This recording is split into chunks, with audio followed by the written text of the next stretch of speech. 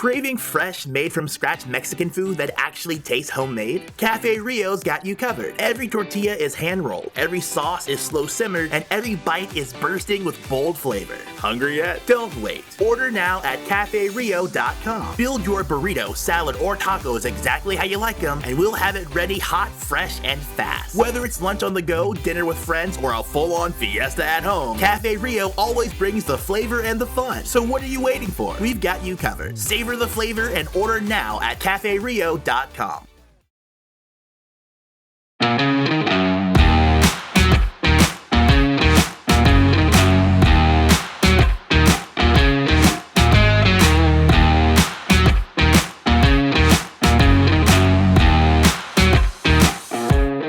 You're listening to the Utah Checkdown podcast. And now your host, Josh Furlong.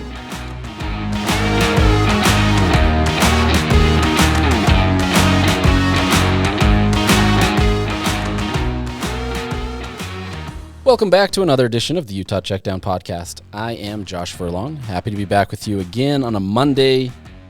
Utah just had a win on Saturday, a rainy win. Utah's 5-1. You got to be happy right now, right? I'm assuming you're probably happy right now.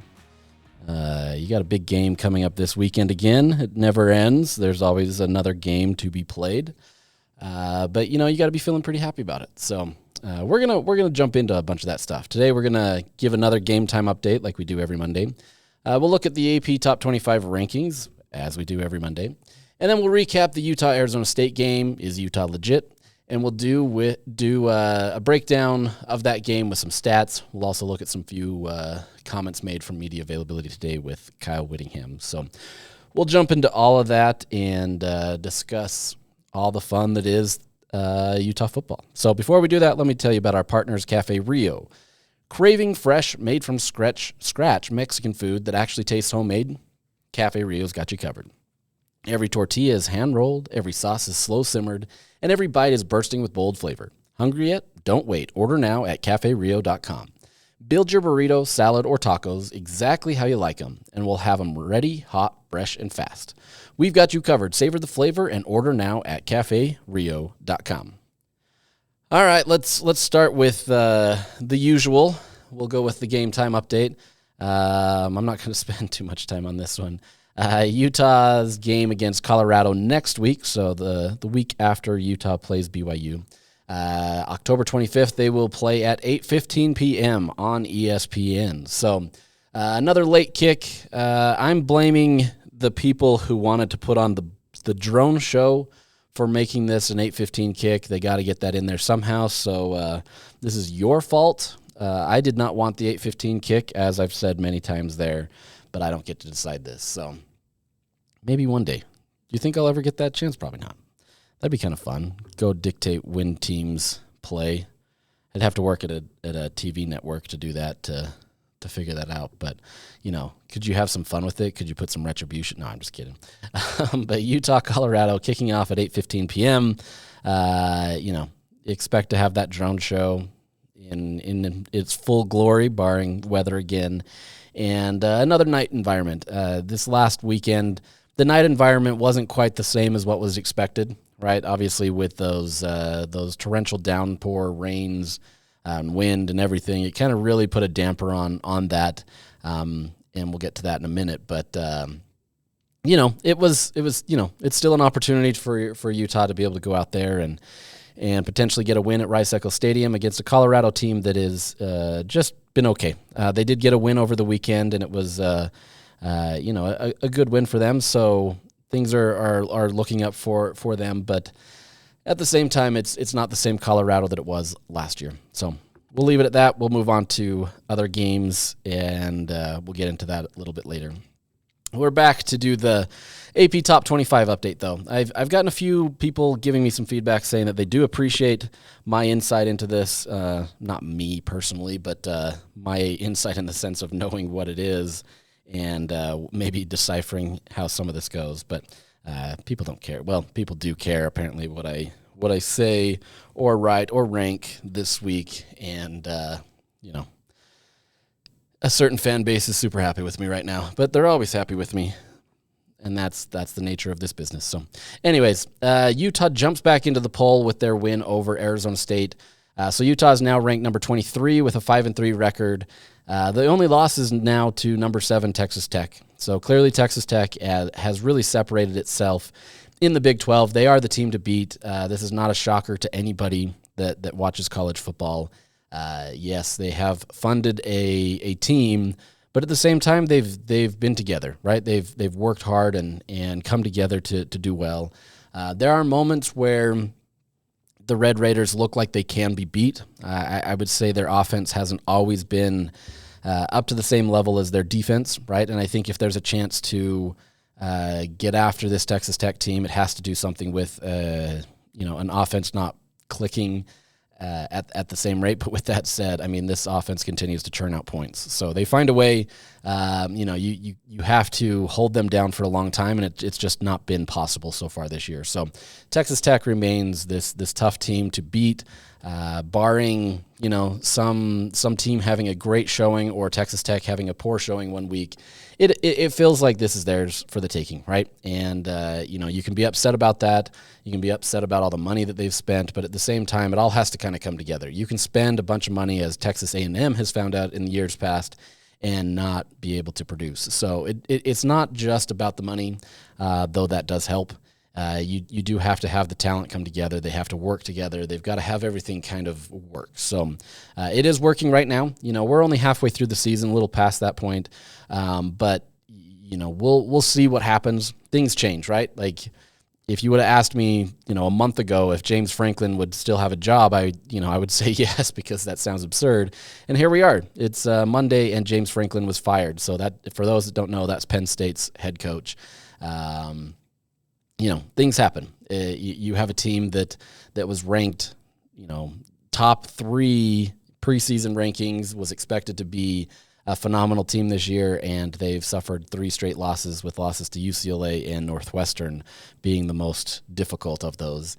And, it is what it is. But, kudos to UCLA, I guess, for propping up Utah and helping them. I think that is giving them a little bit more of a resume boost to some extent, and getting in there. And we'll talk about a little bit more of these things with is Utah legit type conversations. But for the rest of the AP Top 25, BYU is up to 15. Utah is 23, as I mentioned, and Cincinnati jumps in at 24. Cincinnati has been pretty solid the last few weeks, and that matchup with Utah in about 3 weeks or so is going to be really fascinating to see how that comes together. So is it 4 weeks? I think it's 4. I don't know. Beginning of November.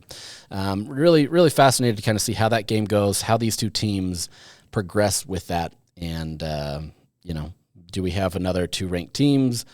Utah's obviously going into a ranked matchup this week against a BYU team that's undefeated. And we'll see what happens. So, as I mentioned, I committed a terrible crime this week. I ranked Utah above BYU in my poll, and I put Utah at number 18 and BYU at number 19. And for anybody that follows along, I had Utah in my poll last week, so it's not like I just raised them from unranked to 18. I had them in my poll. I believe in what Utah's doing. That's not because I cover the team. I just see them as being one of the most efficient teams in the country. They're doing really well. Barring, that Texas Tech game, this is still one of the best teams in the country. And so there's a good reason why they should be in there. Now, with that's not a knock on BYU. Yes, they are undefeated, but undefeated doesn't get you everything, right? I would say my biggest reason for putting Utah above BYU is just based on the trajectory. There we go. Excuse me.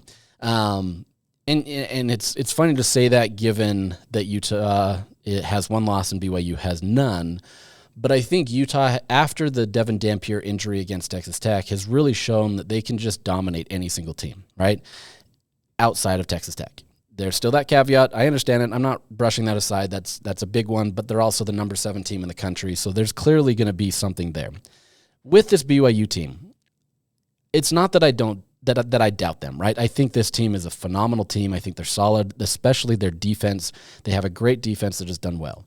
With that said, though, I don't think they're the same team that they were last year. BYU last year was a much more complete and put-together team. The early schedule that the Cougars have had early on have allowed them to kind of have the success that they've had. It's been a great opportunity for Bear Bachmeier to learn and grow in the system without having too much strain being put upon him, right? They're still not asking him to do a ton, but they're still asked that, each week they're introducing more and more for him, and it's worked great. This is exactly the plan that you would want for a true freshman quarterback, and it's working. So none of that to take away from what BYU is doing, and I think they're a really solid team. I don't have any disrespect for them based on this or anything. Their play on the field backs up where they're at, right? Do I think they're the number 15 team in the country like the consensus AP poll does? No, I don't. And that's personally why I have them at 19. I still think they're a solid team. They're in there, but I still think that there's more for this team to do. And it's relative, right? Like maybe what they were last year worked for last year in the sense that there was a lot more, I don't even know how to phrase this. Like last year, there was a lot of teams that felt a lot more in contention for a national championship. And I'm not saying BYU is in that mix per se, but I think there was a lot of teams that you could kind of pencil in as a playoff type team. And that's not to say that you can't get some of that this year, but it feels like there's been much more parity in the league this year. And so it's been a lot more watered down. And as part of that, maybe the style of play that BYU plays or the style of play that Utah plays can get them into that competition or that level of playoff caliber teams simply because everybody else has kind of been watered down to an extent too. That's not fully accurate kind of how I feel, but I still think that this is a BYU team that's solid and has a good trajectory. The beauty of this is we find out between these two teams who is better on the field this Saturday. So, it is what it is. Like I understand that frustrates people that I've pushed Utah above BYU, but I just think that Utah right now as a complete team is playing better than BYU. That doesn't mean that Utah is this far and away better team than BYU. Clearly, where I have them at 18 and 19 kind of shows my respect for both of these teams, that they're pretty similar, right? Like these are two teams that are doing really well and, being really efficient with the ball. But that's where I have it, and, I'm going to stick with that. So that's what it is. We'll find out what happens on Saturday when these two teams battle it out on the field, and we'll talk more about that later in the week. But let's jump in and shift things over a little bit to the Utah-Arizona State game. Utah, they come away with a 42-10 win. It was a solid performance by Utah. Before I get into that, I mean, if I were to read you the stat line of Devin Dampier in his passing, 7 of 12 for 104 yards and 0 touchdowns, I'm going to guess that many of you listening to this, if I were just to give you that, you hadn't looked up the score, you were going to expect that Utah lost, right? It's an efficient stat line. It works. It's not like the highest that he's done this season, but it was efficient in what they were able to do. But 104 yards kind of looks like you didn't do much, right? You didn't get any touchdowns through the air. It was just not an effort that you're going to brag about or look at and say, hey, this Utah team dominated. The reality is, though, is this Utah team dominated. And they didn't need Dampier to have a ton of passing yards, right? And that's the crazy thing. We've talked about this a bunch this year where it's been like, okay, their explosive plays aren't great. Devin Dampier needs to pass the ball more, and he needs to get more involved there. And all of that may be true at times, but I think this defense and this offense working together makes Utah work, right? They don't need to fully be this explosive team. They're not going to be the team that's going to go out there and be this air raid team and suddenly just start launching nukes down the field and expecting this team to come away with these big explosive plays where every pass is going to be for 25 yards and suddenly Utah looks like this team that is just moving the ball left and right down the field. This team is moving the ball. They're just doing it in a different way. And they're finding what the game plan is and being pretty effective with it. This is a team that rushed for 276 yards against Arizona State. Now, let me put that into context a little bit. Coming into this game, Arizona State's defense, their run defense in particular, you may remember me saying last week that this was a pretty solid run defense. Now, some of that was in relation to the opponents that they've played. They haven't played a ton of run-heavy opponents. So some of that's going to feed into that. Regardless, this is a team that has done fairly well against the run, right? Like they're just not allowing a ton. And Utah went out there and almost put up 300 rushing yards on the ground. That's more than double what Arizona State has allowed at all this season. And, it looked relatively effortless for this Utah team. They schemed it well. The way that Jason Beck utilized his talent was phenomenal. From the very first drive where Devin Dampier, he gets a couple great blocks that open up the seam, and he immediately splits the defenders and just runs untouched to the end zone for a touchdown. It shows kind of the level of attention and to detail that this team had put into that game to be able to make it effective. That's not to say Devin didn't pass the ball, right? Like, there's still things that he did to get it. There was a couple key third downs that he was able to get to Dallin Bentley. Those were vital and important. So it's not like the passing game wasn't needed. But at the same time, why go away from the hot hand when you have the hot hand? It's the same thing as, you may remember this in the Super Bowl when the San Francisco 49ers played the Kansas City Chiefs. Christian McCaffrey was gashing the Kansas City Chiefs. He was a guy that you continually rely on. He's running the ball well. He's running effective. The Chiefs can't stop him. And then suddenly in the second half, they went away from it and tried to do a little bit more passing and trying to do different things. And it's much more nuanced than that. I get it. But, they went away from the hot hand. In this instance, Utah has not been going away from the hot hand. If the team is going to give you the opportunity to run the ball, Utah and Jason Beck is more than happy to accept, and they're willing to do it. Now, does that mean that Utah still needs to open up a passing game? Sure. But I don't know that it's been this huge indictment on the program. Against West Virginia, they needed to open up the passing game just a little bit more, and they were effective in it. And you can compare the defenses, whatever you want. It is what it is. Utah has found a way to be able to scheme to their opponent and do what they need to, and they've been efficient and effective in it. Very few opponents, if any, except for one, have actually been able to stop Utah. And once again, Devin Dampier was hurt, didn't have a full week of practice. Texas Tech's defensive line is phenomenal. We get this. We've talked about it. But Utah has been incredibly efficient. We'll get into the stats here in a minute to be able to be effective for this team. So looking at his stat line, 7 of 12 for 104 yards was not that impressive, right? Just looking at it, you would say, he didn't really do much. But then you scroll down and you look at how many rushing yards he had, and he finished with 120 rushing yards and 3 touchdowns. He was an incredibly efficient guy on the ground. He did that all on 10 carries. It wasn't a ton, right? 10 is still the number that I think some people still feel uncomfortable with, but it's right around the average that Dampier is working with. And he finished with 120 yards. This, he becomes the first quarterback since Travis Wilson in 2015 when they played Oregon to rush for over 100 yards. Travis Wilson actually rushed. I'm really struggling today. I'm sorry, guys. I speed up sometimes, and I just get too fast, and it goes there. So I'm going to try to slow down. We'll try to do this together, right?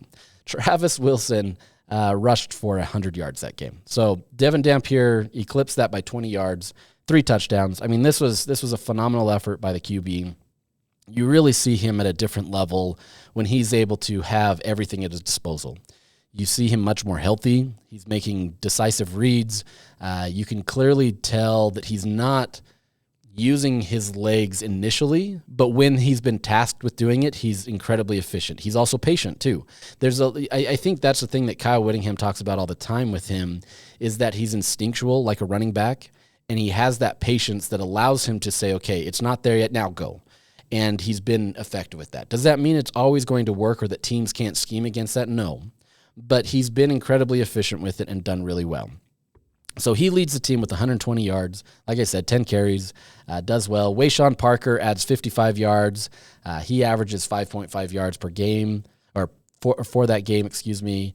Nakari Rogers had 48 yards, 4 yards average that game. And then Daniel Bray, he gets 41 yards and averaged 8.2 yards per carry. So this is, the complementary set there is probably the ideal situation for Utah. You clearly have a mobile quarterback who knows what he's doing and can be able to get people to try to fake off the run and then, throw the ball down the field, or he keeps it and runs and does damage with his legs. But then you have these different styles of backs behind him that can be incredibly effective. Wayshawn Parker is obviously the guy that, you would consider to be your prototypical bell cow back, right? Utah's been really careful with him and not putting him in harm's way, so to speak, and putting a heavy load on his back. Kyle Whittingham today said that he's been banged up a little bit with his shoulder and, has been hasn't been fully healthy the last few weeks, but continues to go. He's now at a much better situation. And so, you can see kind of how they're utilizing his workload. But they haven't had to put him out there a ton because you also have N'Kerry Rogers, who's been a great, third down back, fourth down back, where you can get in there, get those short yardage situations and be effective, just kind of bulldoze those players around and get the yards that you need. He's got the ability to get out into space and make some plays, but they've utilized him in kind of that short situation, third and short, whatever it may be. And then you get Daniel Bray, who just has a different speed to him, right? When we talk about off-speed backs or change of pace backs, whatever you want to call them, Daniel Bray is 100% that guy. He gets out there and immediately, once he touches the ball, when he needs to get somewhere, it's lightning fast, right? He just has this quick burst speed that is really tough for teams to combat. And so it's like it's this different complementary player that allows Utah to be able to be effective. And so they're finding different ways to do that. That has evolved over the year, obviously. Early in the season, we saw a guy like Smith Snowden taking part of that. We saw Jackson Benny taking part in that a little bit. Even Lander Barton to an extent. A lot of that has been shifting more to these offensive players who have been able to kind of step up and do it. And so if you remember what Jason Beck said early on in the season, he's going to evolve as the season goes on. And what you may have expected at the beginning of the season may not be what it is now. And so this is kind of that evolution there, right? Like going into this BYU game, they're gonna still stick with what they know, but they're gonna stick with what they know in a way that can beat BYU, or they think can beat BYU, right? Obviously, it has to be shown on the field, and you've got to adapt and you've got to adjust. But like they've found a way to be able to be effective in the run game while still keeping the passing game an option. But a lot of people are going to look at Dampier and say, well, he's not passing the ball a ton, and still have that knock about who he is as a player. I think we've come far enough along to say that that's not really kind of a knock on him. It's just more going with what the defense has given you. Do you need a more prolific passer? Maybe, right? Like I don't know that you can get any better than what Utah's doing. You've been beating teams by a ton of points. You're scoring, I think it's 39.5. I've got that somewhere down there. Utah's scoring like 39.5 points per game. Like this is a team that is effectively getting the ball and scoring points a ton. So this isn't like something where you're missing out on something. Can you always be better? 100%. I mean, the fact that Utah is doing this and there's still things that you can point to and say, hey, they can be better in this area, or we need to get this guy factored in, or whatever that may be, is a really impressive feat for this team. Now, look, we're not going to sit here and glaze Utah and say that they're this suddenly, this phenomenal team who's going to win a Big 12 title and do all that. I mean, they can, but there's still 6 more games left on the season, right? And you've got some tough competition in there, whether that be BYU, namely first. It could be Cincinnati, maybe even Colorado trips you up at times. You've got Kansas State, you got Kansas. You have to travel to Baylor, who they haven't looked great, but that's not to say that they won't when you play them. There's still a lot to do here. But this team has been figuring it out and doing it well against an Arizona State team that was, the reigning champions. They clearly have a lot of talent and all that. But that kind of segues me into the next point, right? Going into this game, Sam Leavitt was ruled out. He had a foot injury. The extent of that remains to be seen and kind of what it fully means. But because Sam Leavitt was held out, does that impact people's thinking about who Utah is? Is Utah legit? Or is Utah just not a victim, but a beneficiary of players being out? I think we've gotten to a point now where, it's funny because anybody's going to twist these types of things, but we've gotten to a point now where clearly Utah is doing this to every team that they've played outside of the number 7 team in the country. And I'm going to stop referencing Texas Tech here because I think you get that, right? Like everything didn't work against Texas Tech. Utah still has to go out there and beat bigger teams, right? And you can argue that Arizona State wasn't at full capacity or full talent level because of XYZ. The reality is this point in the season that may happen, right? Utah may be without certain players that happen. That's part of football. So I don't want to necessarily use that as a measuring stick, but let me kind of jump into it a little bit. Sam Leavitt has been there for the entirety of the season, and Arizona State coming into the game had averaged 29.2 points. Now, Utah scored 42 points. That, just simple math says that Utah had done well, and that didn't have anything to do with Sam Leavitt. Now, you could argue, I'm going to go down devil's advocate here. You can argue that had the team known that Sam Leavitt was playing, maybe they play a little bit better. Maybe there's this little hangover that because Sam Leavitt is out, that they didn't want to play as much for Jeff Sims. One, if that's the thinking of your team, you're not a title contender anyway. So, you kind of got to remove that thinking in there anyway. But let's just go with it. Let's just say that the team decided to do that. Still, Arizona State still moved the ball down the field. It's not like they didn't ever move the ball down the field. Utah's defense gave up some stuff, but they still held them in check. And even with that, let's go back to Sam Leavitt being in. Even with that, Arizona State only averaged 29.2 points. I don't think it takes a lot of math to realize that 42 is greater than, we'll even round it up and we'll say 30. That's almost a full 2 touchdowns more. So, you can complain about that, and maybe it's a closer game, and it probably would be. I'm not delusional enough to think that it wouldn't have been a closer game had Sam Leavitt been out there, tried to do a little bit more. At the very least, Arizona State scores more points and tries to make it more of a game, right? But I don't think any game this season has Arizona State shown that they've been to that same level where they can beat a team like Utah in the way that Utah beat Arizona State, right? Putting up 42 points kind of shows that you can do it efficiently. Those are types of scores that you're doing against much lesser competition, not a team like Arizona State, and they still did it against Arizona State. Now, that's not a knock on Arizona State per se. Utah was just clearly the better team, and that's just the nature of it. So I think based on those simple things alone, let's jump into this. Before I summarize that, let's jump into this a little bit more. Utah's defense allowed only 10 points. That's half of the lowest score for an opponent this season against Arizona State. Mississippi State got 20 points against Arizona State. Utah allowed 10.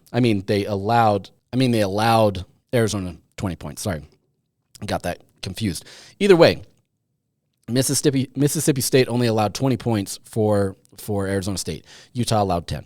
So that defense, you got to give them credit as well, right? Yes, Sam Leavitt most likely would have had more points than that, right? I think we can kind of get that. There's a few of those passes that Jeff Sims made that just clearly weren't on target, and I would have to assume that Leavitt makes those. And he's going to be much more threat, maybe in the run. I think Sims still was a threat in the run and had some opportunities there. But I think this is a thing where Utah's defense was solid. You can point to Utah's offense and say, okay, they put up a ton of points, but it was a beneficiary of what, right? The defense didn't put up their job. Conversely, though, Utah's defense did theirs and stopped Arizona State. They allowed just 259 total yards on offense for Arizona State. So you're starting to sense a theme here where Utah is continually doing this to every single team. 259 total yards is about on average. I didn't pull the average, actually, but that's about on average with what they've allowed every single team this year. It's honestly been pretty consistent, about 250 to 260. It's really within that range. And so it's pretty remarkable of what this team's been able to do on the defensive side of the ball. But then on top of that, they're averaging 39.5 points per game, which ranks 16th in the country, by the way. This is a team that could barely score any points last year, and they're now averaging essentially 40 points if you wanted to round up every year. Do you remember years ago when Utah had a new offensive coordinator and they'd been kind of going through their doldrums, and the goal was simply, if we can score 30 points per game, we're going to win a lot of games. Why? Because Utah has a defense that can allow that. But the goal was, if we can score 30 points per game, we'll win a lot of games. Utah's averaging 39.5. They're almost up to that 40 number, right? And this offense isn't the offense that's out there throwing the ball around. They're not this, air raid team that's immediately doing, this isn't a team that is putting up a ton of yards that way. They're just being effective in everything that they do. And so now you're averaging a bunch of yards. So I think we're getting closer to that level of saying, is Utah legit? You beat BYU by this same margin? Yeah, 100% legit. But I think we've got to stop thinking about what this team could be, right? In terms of like trying to knock them and say, oh, well, they haven't played anybody yet. They've played people, right? It's the same as anybody else. You're a victim of your schedule to some extent, and Utah has played some. And yeah, Arizona State has been one of the hardest competition games there, and they still won 42-10. That's just the nature of it, right? I mean, Utah's defensive secondary locked down the passing game. They allowed 124 yards. Jordan Tyson was the big factor coming into this game, a guy that was a Blittknoff finalist, a guy that is one of the best wide receivers in the country, and Utah's defense held him to 40 yards on 8 catches. He was targeted 16 times, by the way. So he caught half of the passes that he got. And one of those was a 15-yard catch. So, I mean, he really didn't get a ton of yards. And so this was a defense that keyed in on him, and they did phenomenal at stopping him. Whittingham called it the best game of the secondary, or best game of the second. How do I want to say this? Whittingham said the secondary's play on Saturday was the best of the season. There we go. We're getting words out. That's why I write for a living. I'm sorry. I apologize. Looking at kind of who really factored in there, obviously Smith Snowden is the guy that everybody pointed to. This is a guy that he wasn't on Tyson the entire game, but did a great job. When you look at his numbers, he was targeted 10 times and only allowed 5 catches for the day, but it was only 26 yards total. So he didn't give up a ton. I mean, averaging 5 yards, sure, you want less yards, I guess. Like, is that going to make you happy? But I mean, he only averaged, 2 yards per catch. Pretty solid day there. He played a ton in the slot. He played a ton on corner. Was just kind of utilized everywhere.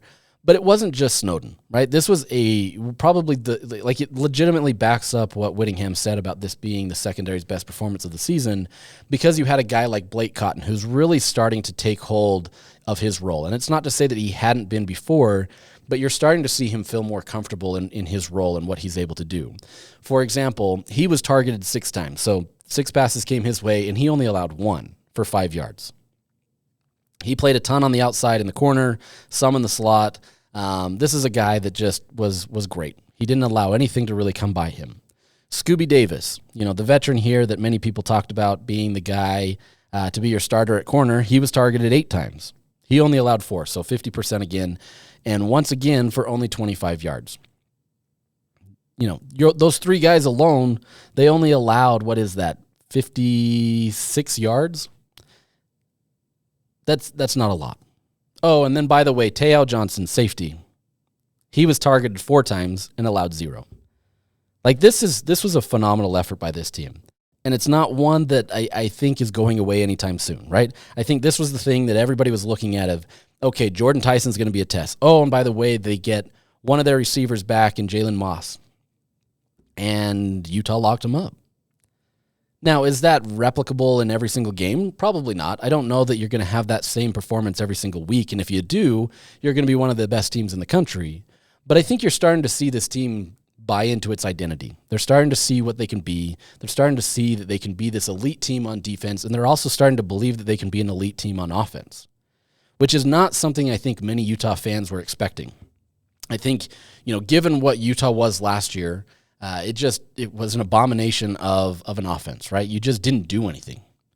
And to say that Jason Beck could come in and do it in one season and turn things around was still a crazy statement, right? Like, you just don't generally get that kind of turnaround, and yet here we are. Now look, don't get me wrong. There's still 6 games left on the season, and a lot has to happen, right? Like, things have to happen. But at the midway point of the season, Utah has been a breath of fresh air on the offensive side of the ball. And it's as simple as Jason Beck running an offense that works. Devin Dampier knows exactly what he's doing and can be a threat in both the pass and the run game, though it's leaned more heavily in the run. And you have an offensive line that is setting the entire tone of this.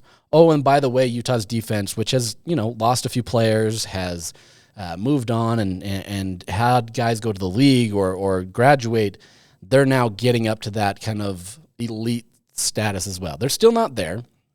There's still things that you can point to with this defense that need to improve. but they're to that level where you're starting to see things happen.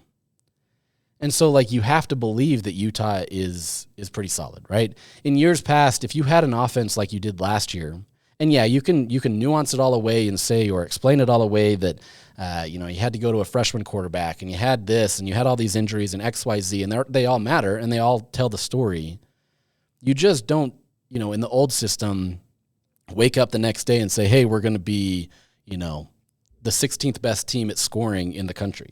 That's just not something that you generally do, right? But in the age of the transfer portal, things change. I think in the offseason, it gets a ton of attention about tampering and the transfer portal and all this kind of stuff. Yeah, I get it. But I think we forget that this time of the year, where Utah is now sitting here as one of the most efficient offenses in the country, and I'm going to jump into those numbers here shortly, we forget how effective the transfer portal can be if used correctly. And Utah used the transfer portal correctly. They've had a pretty high hit rate on the transfer portal, and the guys that they've lost haven't been as detrimental as guys that they've gained. And you're seeing that. And so you have a season like last year where everything, was poor, and you've transitioned to a completely different system, which still has, basic tenets of what Utah likes to do. But you've transitioned to a new offense. You essentially reworked your entire offense. The only thing that was returning was your veteran offensive line, which, is a key component. I'll give you that. But you've done this in a way where you've been able to be efficient from the jump. It wasn't like Utah's been ramping up to this. They started hot in that UCLA game, and it's consistently been that way all season, except for one. And there's a lot of nuance to that one. All right, let's jump into the stats. I know some of you out there are really, really loving those, and they're fun. I think it's, when your team is doing well and the stats back it up, it's a lot of fun. When you're on the losing side like it was last year and your team is in the bottom 125, not a bottom 120, but yeah, well, you get what I'm saying. One of the worst teams in the country, you don't like to look at those stats, right? Like, you don't need that reminder that, hey, your team sucks. Cool, thanks, moving on. Now when the team is doing well, it's great to celebrate success. And one of the biggest success stats this season has been in the red zone, which, honestly Utah's done well in the red zone over the years. There's been times where even with some of their more efficient teams, they haven't been a great red zone team. But this team has been pretty elite in the red zone. So far this year, they've been in the red zone 29 times. And you've probably heard this stat a few times because it's kind of one that everybody's latching on to. 29 times, and Utah has scored 28 of those times. That's 96.5% for those that want to do the math. That's pretty effective. But the even more impressive number there has been, of those 28 successes, 25 have been touchdowns. That's 86.2%. The lone miss was against Wyoming.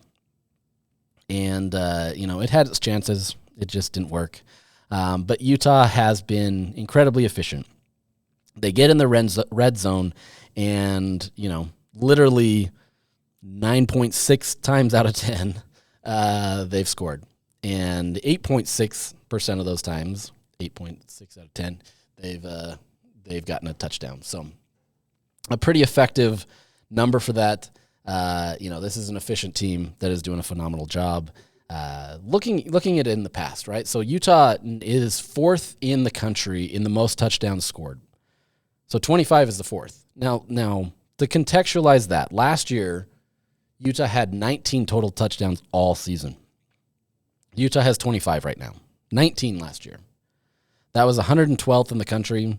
Their touchdown conversion rate was 48.7 in the red zone, just not a high number. They were settling for far more field goals than they were anything else, and even then it wasn't great. 2023, 25 touchdowns. So you're right on par with the 2023 season. This was also a season marred by injuries and everything, but a little bit more efficient than the year later, but still only 25 touchdowns. Their red zone percentage, 52.1 for 82nd in the country. So a little improved. 2022 and 2021. We'll look at those Cam Rising years, Pac-12 championship years.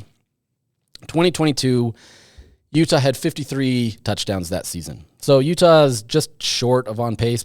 They're actually on track with that because they had a championship and they went into a bowl game. And so, you're right on par with that. Utah was 79.1% of touchdowns there, tied for third in the country. So this is more on those elite teams that Utah had those years that they went to the Rose Bowl, and it's still more efficient than that. 2021, 52 touchdowns, so pretty consistent, 52, 53. That year was 71.2% of touchdowns in the red zone, and that was tied for first in the country that year. So Utah has been incredibly efficient this year, just kind of looking at that, and that's just in the red zone. All right, that doesn't take into effect or any of the other stuff that goes on between the other 100 yards of the, well, I guess it'd be 80 yards of the field. Utah has just been incredibly efficient. And so looking at Utah's advanced stats there, they remain one of the best teams in the country in their success rate. So these are getting those necessary yards you need to on the specific down. They're getting 52.2% of, that's their success rate. That's ninth in the country in run. So when it's a running play, their success rate is 53.8, so slightly improved, and that makes them the sixth best team in the country. Passing, you would assume that the passing game hasn't been as efficient, and so that success rate would be down, but nope, it's 50.3%, which is 19th in the country.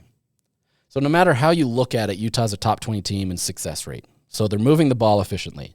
All right, let's jump into those line yards. Those are the lines, or those yards generated by the offensive line. They're averaging 3.64 yards per touch, right? Like those are the yards that you're getting. That's good for seventh in the country. All right. Now let's look at the allowed stuff rate. 12.1%. So this is how many times that Utah is stuffed at the line of scrimmage or behind the line of scrimmage out of all the plays. So 12% of the time, that's good for eighth in the country. Okay, so you're doing well there. And then looking at the allowed havoc plays. So this could be, this is your turnovers, this is your tackles for loss, this is sacks, this is all those kinds of things that happen behind the field where it impacts, or you get a bonus for the defense. So like I said, turnovers, sacks, tackles for loss, whatever that may be. Utah's only allowed 8.6% of those this year, and it's good for third. Add to that, their points per opportunity is now up to 5.38. So for every opportunity, they're scoring essentially a touchdown. That's good for fifth in the country. Utah's had 40 opportunities this year, scoring opportunities this year. That, like I said, that doesn't factor in. Well, it does factor in, but it's not just red zone, right? That's any time that you have an opportunity to score, you've essentially done that. And so it's based on looking at how much value you're at on the field and how many points are expected there. And Utah has put up 5.38, which is pretty solid. So like I said, fifth in the country. So pretty impressive. Now looking at a few other things, I'm just going to read off a whole bunch of these things, and we'll try not to go too fast, but fast enough that we're not just dragging you in. But today, Bill Conley, who many of you may know, does the SP Plus for ESPN. He puts these out. He updates a bunch of these things, looks at different things. He's done a bunch of modeling over the years to try to figure all this stuff out, and is one of the best at the business to kind of do these things, right? Is it a perfect science? No, because nothing is. You still have to have teams that play on the field and don't always live up to those expectations based on what a computer says. So he looks at, SP Plus, which is just basically a compilation of a bunch of different metrics that allow you to kind of see, who should be favored. That's the best way that I can say it. And each SP ranking, or I should say each week of the SP Plus ranking, factors in ratings from the previous year.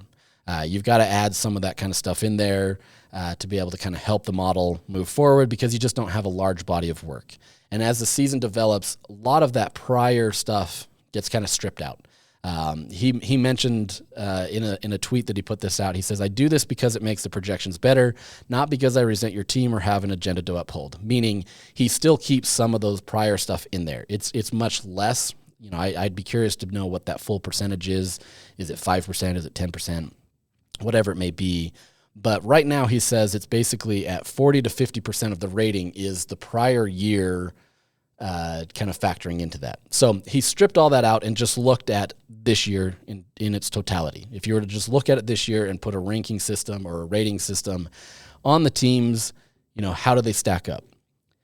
Lo and behold, Texas Tech is number one. That's not really hard to figure out, but they're the number one team in SP Plus based on that, followed by Indiana, Ohio State, Oregon, and USC. Now, USC is kind of that outlier there that many people don't think about because they just haven't been highly ranked, but they're an incredibly efficient team this year who is doing really well. And so to see that, the computer models essentially are saying that USC is one of the best teams. Just behind the Trojans is Utah at number 6. So this is a team that is clearly showing that they've been efficient this year, right? Even when you factor in some of the previous stuff of last year, Utah's still in the top 20. But this is a team that has been incredibly efficient. Looking at their offense, they would rank 25th this year. Looking at their defense, they actually rank 8th this year. So even with what many people may think is a down defense for this team, which you're kind of wild if you think that, they're still 8th according to this. So meaning 8th best in the country, not just the Big 12, 8th best in the country. So really solid work for SB Plus. Is it a metric that is guaranteed? No, but it clearly shows kind of where Utah rates in these more advanced stats and modeling, compared to their peers. Now jumping into this a little bit more, Cam Miller, he's now working for PSFN.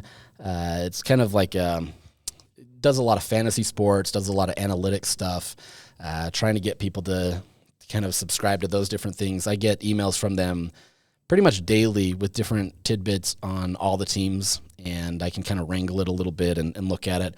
But he had each week he puts out kind of the rankings and looks at how all these teams are. And so I want to give a bunch of these. The reason I'm giving a bunch is because Utah ranks high in a lot of them, and not all of them, and I clearly don't have time for all of that. But looking at a lot of these, so like I said, he's your chief analytics officer there at PSFN, so he's going into the data a ton and trying to look at it. So I'm just going to kind of go through a bunch of these just to kind of paint the picture. Offensive grades in the Big 12, Utah ranks second, just behind Texas Tech. Behind them is Arizona, BYU, and Houston. Pretty expected, I would say. That's what it is. But offensive grades, you don't usually in the past see Utah ever in the top of these, and yet here they are. So number 2 behind Texas Tech. Highest red zone touchdown rates in the country, Utah's number 3. Memphis is at 88%, Arkansas 87.5%, and Utah 86.2%. So obviously, going into what we talked about with the red zone. And then looking at the offensive line grades, just in the Big 12, Utah leads that at 92.2. That's kind of a rating system up to 100, so the highest that you can have in the Big 12. And a part of that, Spencer Fano is the 4th ranked graded offensive tackle in the nation. So it's clearly kind of showing why he's being viewed as a first-round guy. Clearly has had a ton of success this year and still progressing as the year goes on. In the Big 12, behind them is TCU and Texas Tech. Okay, highest graded offensive lines in the country, that's Utah once again, then followed by Arkansas, Texas A&M, and Ohio State. All of those really solid teams. Then there's best 3rd and 4th down conversion rate. Utah leads the country at 62.9, and you've got USC and Vanderbilt behind that. And then you've got the lowest quick pressure rate allowed. So this is pressures within 2.5 seconds of the snap. Utah leads the country with 5.4%, followed by Miami and then Michigan State. So you've got that. And then highest pressure rate on the defensive side of the ball. Utah's 3rd in that. They 45.5%. Oklahoma leads the country at 48.4, and Louisville 46.8. So you've got obviously the defense is just putting a ton of pressure on teams, and then fastest time to pressure for the defense. Utah's 3rd again. Clemson comes in at 2.98 seconds. Texas A&M at 3.09 seconds, and Utah at 3.11 seconds. So pretty quick. If you saw on Saturday, John Henry Daly is getting off that line incredibly quick. He's getting into that backfield with ease. That's not to say that will continue each week, but he's finding kind of that next level and timing up the snaps well. Maybe that bites him at times where you get the offsides penalty, but he's really kind of coming into his own of finding the right rhythm and timing to be able to get there. And so a lot of what those pressures are is probably attributed to John Henry Daly and obviously other players, but he's been a big factor there. And then lastly, adjusted yards before contact per carry. So these are running backs in the totality, Utah ranks third. Air Force comes in at 1.92. They're obviously a high running team. James Madison at 1.6 yards, and then Utah at 1.58 yards. So a lot of different things in there that kind of look at all these stats that make it work. Utah's offense has clearly been efficient in what they do. It's not just in the Big 12. It's been in the entire country, and a lot of that is due to its offensive line.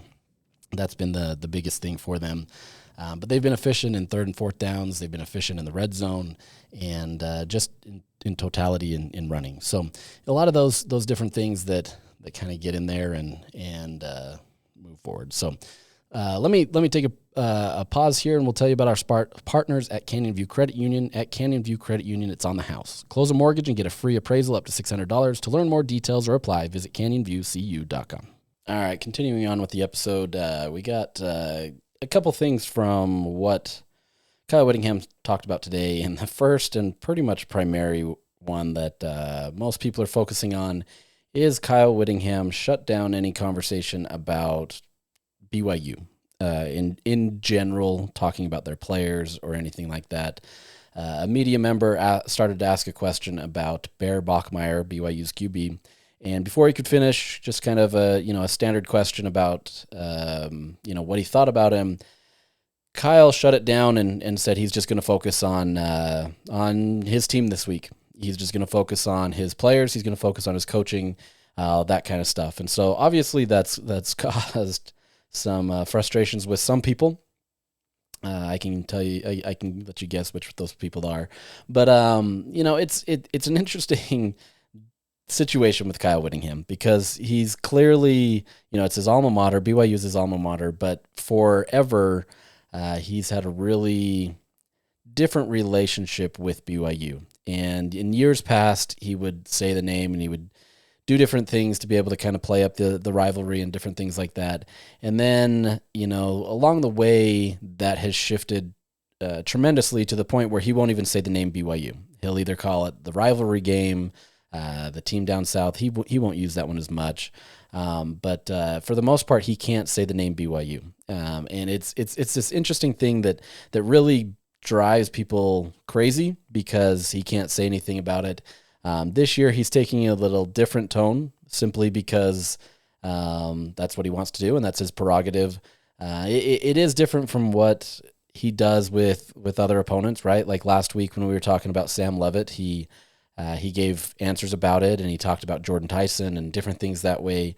But for this week, he just decided that it's not worth it to be able to talk about BYU. And so a little context there, and I don't know about context, but like for him, no matter what he says, there's going to be drama around it, right? That's the nature of who he is and kind of the nature of this rivalry.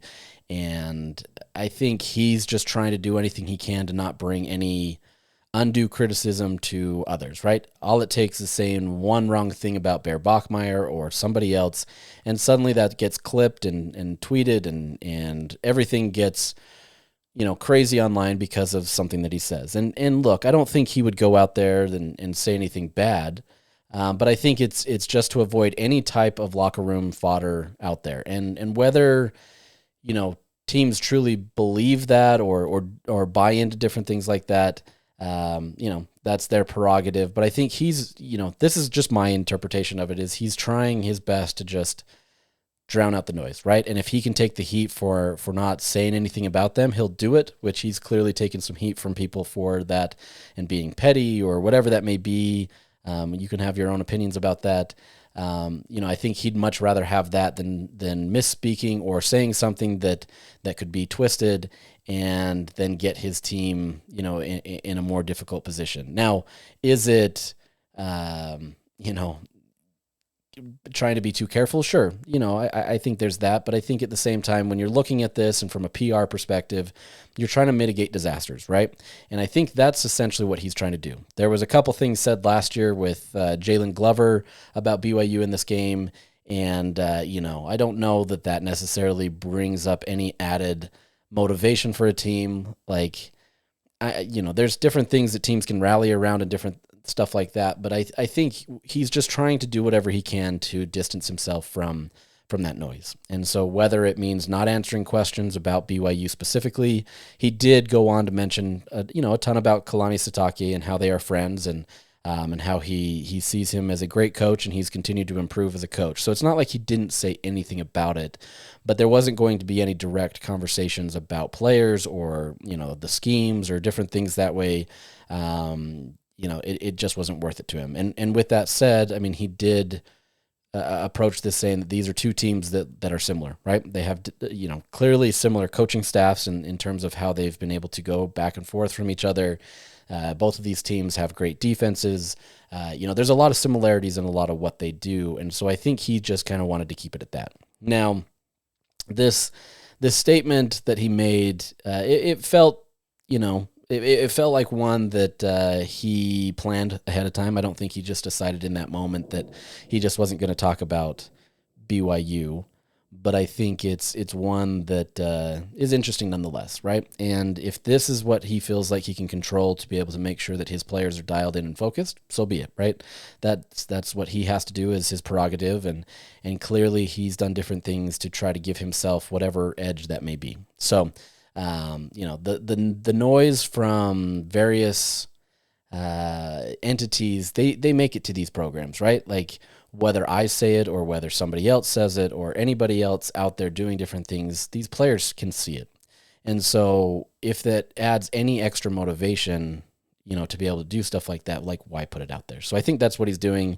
It's careful conversations with the media, with the players, right? They've been coached to not say anything too crazy, acknowledge the significance of the game and like the historical side of it. That was the big message tonight in practice, where, just talking about the history of these two teams and how good it is for each other. But for the most part, you're not going to get into any banter or anything that happens. Now, if you want to come away with this and have that banter after the fact, sure, right? Like, I think they're okay with that. But I think just the drama of last year and kind of how it all went down, and an athletic director being fined, I think is a different response this year, where they're just trying to do whatever they can to not add any fuel to that fire. So,